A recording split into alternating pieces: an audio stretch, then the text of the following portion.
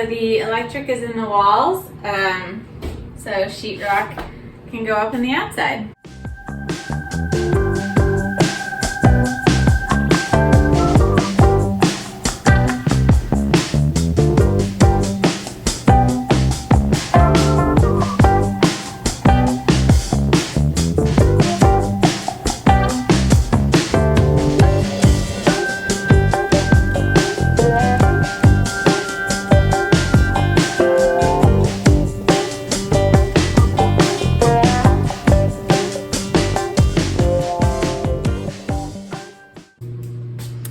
So the RotoZip was a little harder to use than I had anticipated. We've got really bad,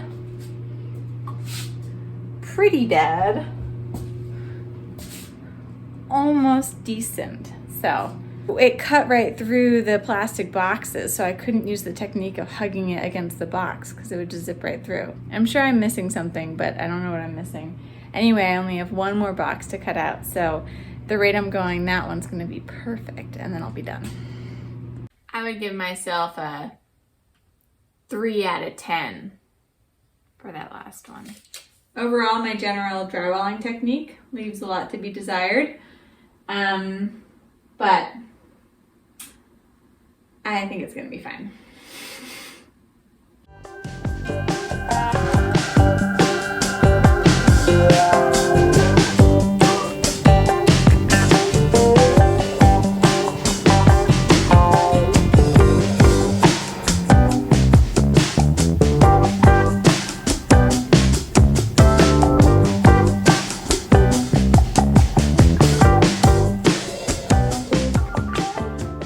So what I did for the outlet boxes that I did a bad job on, I used the RotoZip to cut out a bigger hole so that I can patch it. I'm gonna use a modified 3-sided California patch to try and make it better. So I've never done a California patch, but I watched some YouTube videos. We'll see how it goes.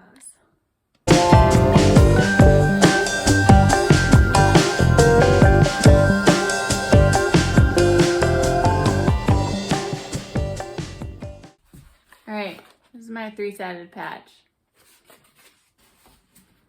Look at that, no one ever has to know.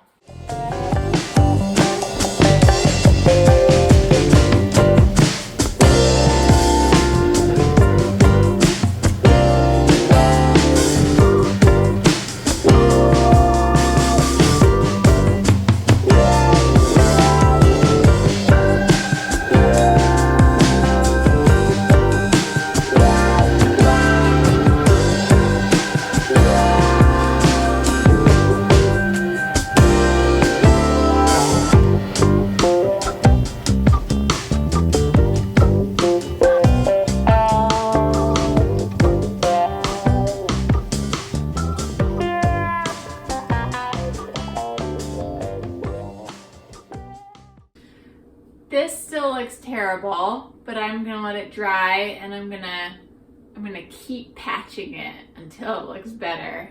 And then paint's gonna cover everything.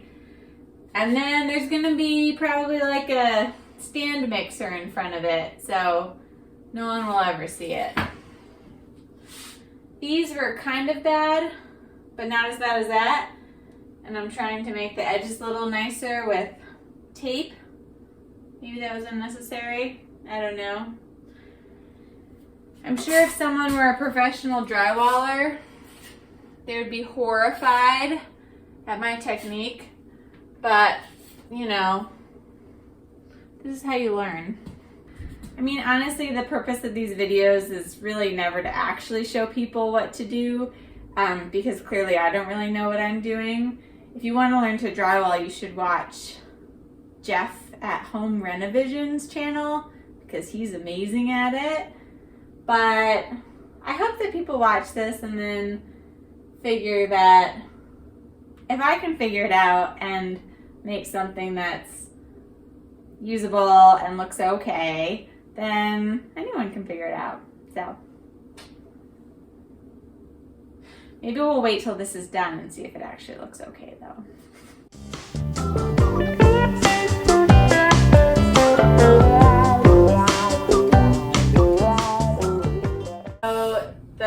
first coat of mud is totally dry. I knocked off all the high spots with the little sheetrock knife, and I'm gonna put the second coat on now.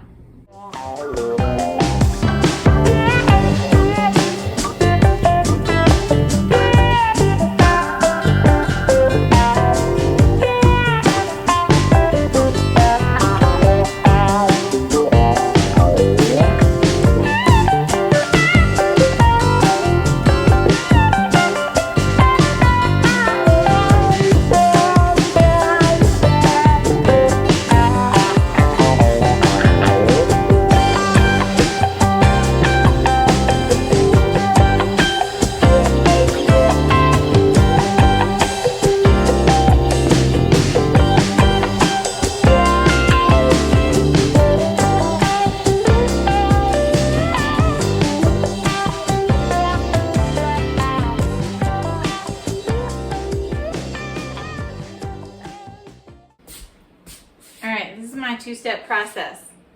This is not officially what you're supposed to be doing. This is just what I'm doing. I'm going to knock off all the high spots with this.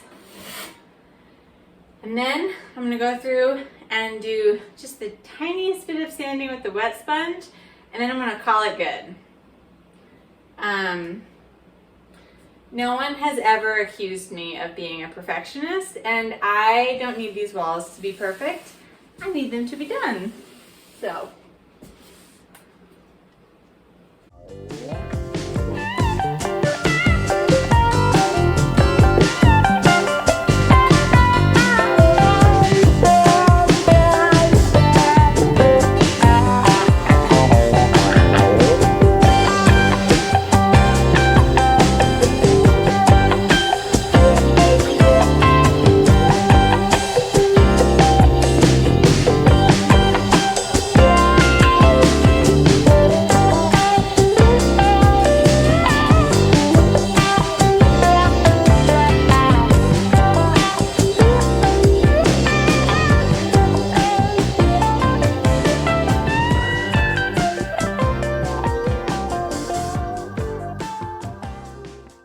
If it seems like I didn't sand enough, it's because I probably didn't sand enough. But again, I'm just trying to move through these stages so we can get this done. And I don't really have that much imperfection in the drywall mud. The roughest spots are the edges, and those are going to be covered by trim anyway. And the rest of it, I did a pretty good job feathering it out. So it'll be fine.